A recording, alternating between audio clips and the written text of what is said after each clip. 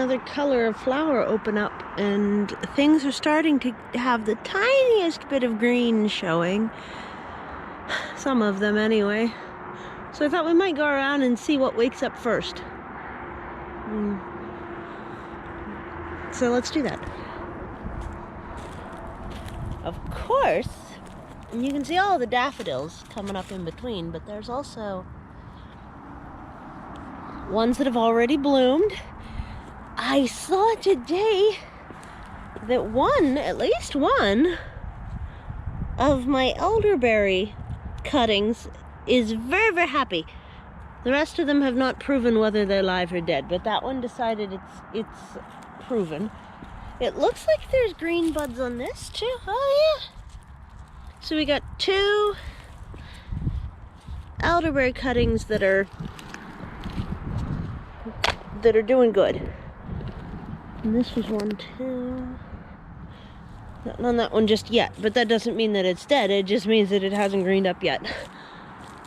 And then that means, yeah, the main elderberry has started to green up too. Let's see if this is Catanning Beast and this is Catanning Wimp. What's Catanning Wimp doing? Anything? I mean, it's alive. And frankly, over the past 17 years of having this friend, alive is about all I've ever been able to ask for of it. It loves wet, soggy soil, and I don't have quite soggy enough soil for it, apparently. It's a very gentle little friend. I'm interested to see how my Pittsburgh variety ends up doing. Because I found one huge but weed-whacked stand of it by our reservoir, like right near my house. Even though it's not my reservoir, it's we're on a cistern, they're on a reservoir. It's very confusing. But that's actually down in this corner. Hey! I'm making a video. Okay, so I think I remember what we were talking about. I just had a pretty lengthy conversation about Spider-Man, superheroes, and nearsightedness with a 4-year-old. But I do want to go down here and see if, yeah, the Pittsburgh variety is waking up nice here. I think this is going to be an aggressive elderberry, honestly. I think that's going to be because it's survived getting hacked down to the ground 3 times a year around the reservoir for around 6 generations worth of people at this point. So if it's not an aggressive variety, I don't know what is. I put it there hoping it'll like grow pretty fast, green up real good.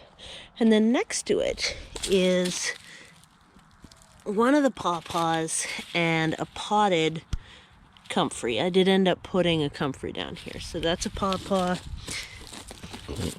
This is a pawpaw. They do have decent buds on them, so I think they're doing okay.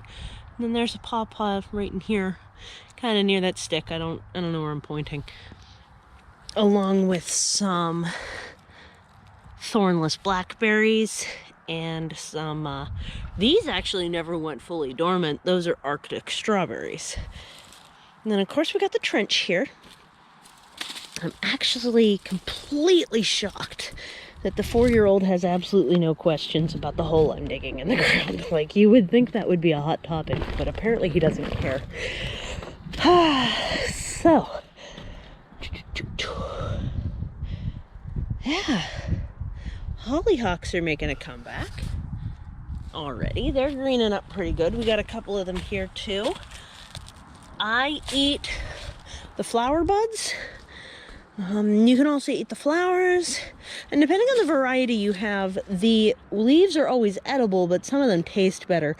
The fuzzier variety of leaves don't taste as good, so I'm gonna see if I can stop by a roadside ditch plant and get some seeds later in the season for the not so fuzzy variety, because I miss those, but they're like biennials or something like that. Or, I mean, they're very short-lived plants, 5 years tops, and then they die. Which is fine because they reseed pretty well, but I had a variety and it just didn't do well at all in the long run at reseeding itself. I don't know why, because it's literally a weed. You can see I'm rough marking where I think I might fence in a next section. I'm gonna make this a pathway, but it's also a water sluice. As the water comes rushing down here, I have a mound here, and then I try and get it to move pretty quickly through here. I am planning on pulling up the plastic on this and deep mulching it with wood chips and boxes instead, because you can see this also has got that old, the crappier variety of the plastic that I have. In this area, we're going to make a little mound of soil against the wall for the microclimate that's there. Going to extend this trench, and then I'm thinking the pond's going to be the pond that I've been talking about for like, what, 4 years now? My new revised thought process is maybe to put it right here. It would catch a lot of the runoff before it got to the porch. Now, is it far enough away? I don't know. Do I want to actually just make it a pit at the end of a trench? Because I was thinking I'd bring the trench the whole way down. Or do I want to do something different than that? Because I'm wondering if the trench is, you know, going to be the overflow, it's so that the overflow doesn't go to my house. If the overflow could go down a trench and away, and either this way or that way, that would be a lot better. That would be a lot better. So you can see that my green onions are greening up. These are like little pearl onions. They're decent. And I have an experience I never ever thought I would have, and that is that the all of these rocks I've been collecting for like ever. Now that I'm introducing so many wood chips and like them so much better, I actually have all this flagstone that I'm really not sure what I'm going to do with. So I'm trying to think about uses, because I don't want to just have like piles of rocks all over the place. I'm trying to think of uses for those in the garden. I mean, besides weights, I know they are good solar gain. Look at those daffodils plumping up. Those are going to pop open any day now. Just a bunch up through here too. Notification on my phone. It's not your phone, it's mine, don't worry. I got some things I need to transplant in here. And I think those crocuses are going to come up soon, but I've got 2, maybe 3, depending on what this branch is, of the red osier dogwood, which is also commonly called doll's eyes dogwood, not to be confused with regular old doll's eyes, which is poisonous. This I am probably 90% sure that's a strawberry tree dogwood. Some bark I peeled off of one of the logs. It's a bench around here. There's some cream colored crocuses. And then, oh, I did notice that there was a bright yellow crocus going on down here. Did it close up? Okay, well, it did. We missed it. We missed it while I was chatting with the little kiddo. That's okay. This is bright yellow on the inside. See? Well, you can't really see because it's like cores and O's. They close up so early in the evening, but I do have just a couple not purple crocuses. All the rest of them are purple. I think the purple divides more quickly. And then you can really see how intensely aggressive the snowdrops are yet again. And just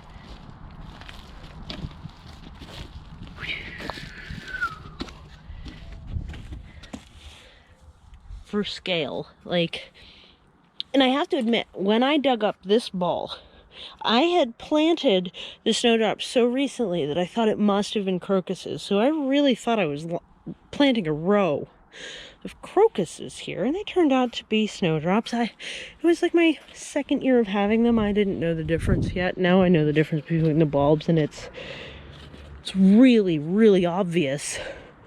These bulbs are pretty white and almost like small daffodil looking, compared to crocus bulbs, which are like flat-ish, disc-like, and brown. They almost look like nuts. It's very strange.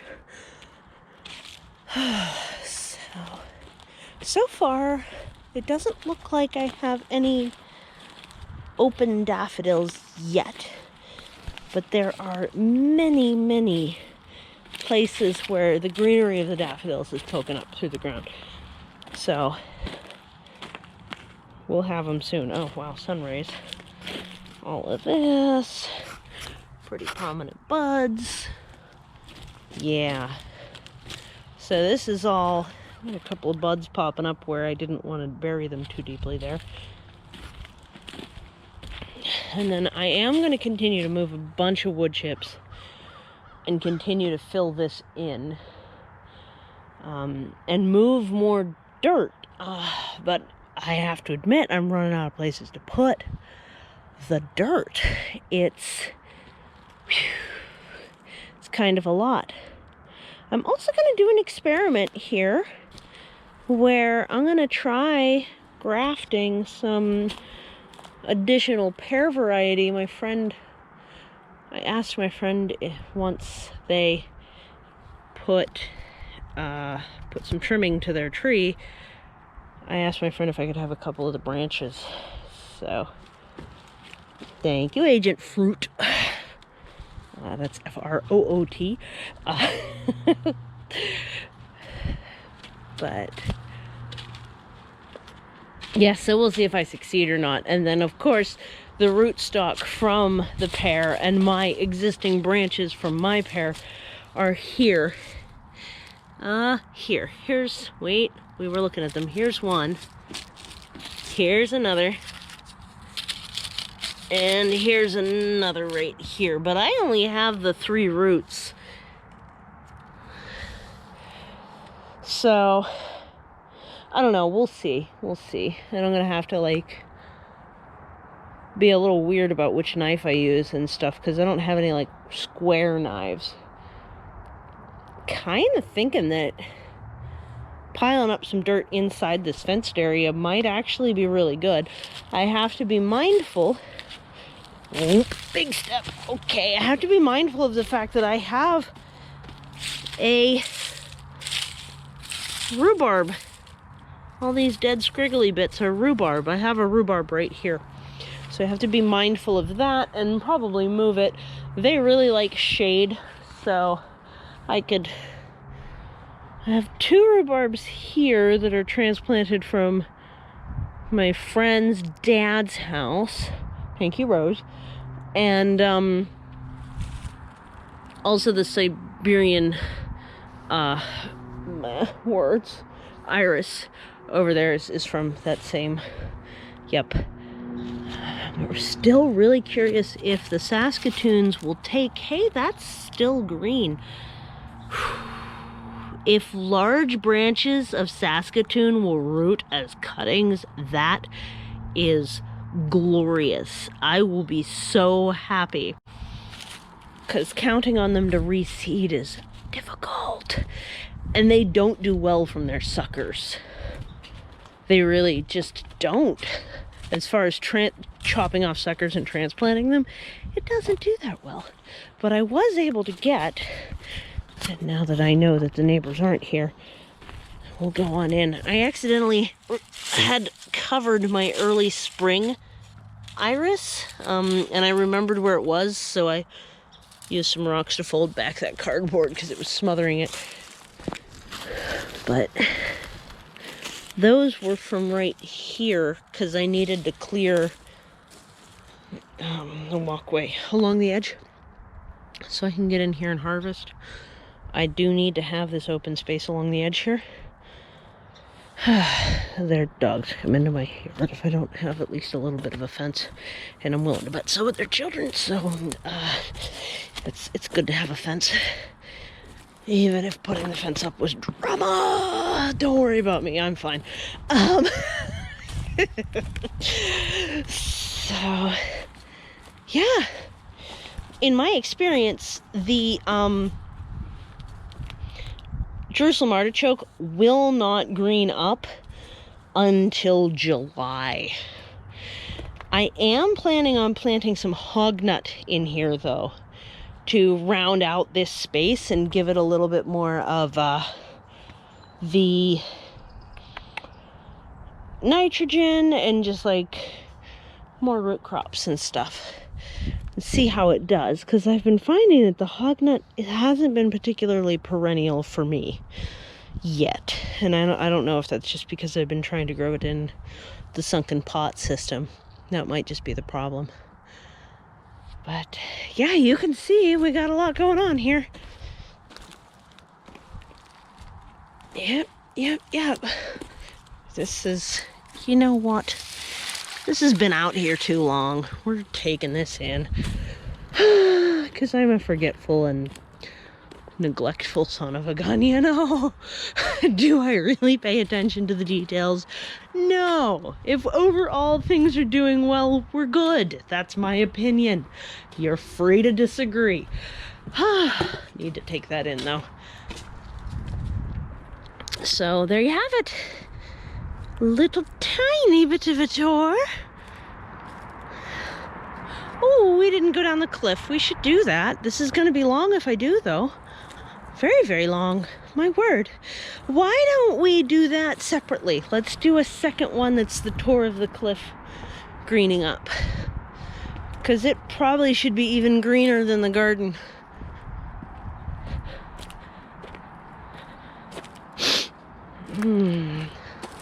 And it's such a pretty day. I'm also thinking about making an intro. I don't know. Would be nice, wouldn't it? Yeah. Alright, I'm gonna cut here and then, you know, you'll see soon a video of a tour of the down there. Down there. Let's get that sun ray out of the way. Yep. See you soon.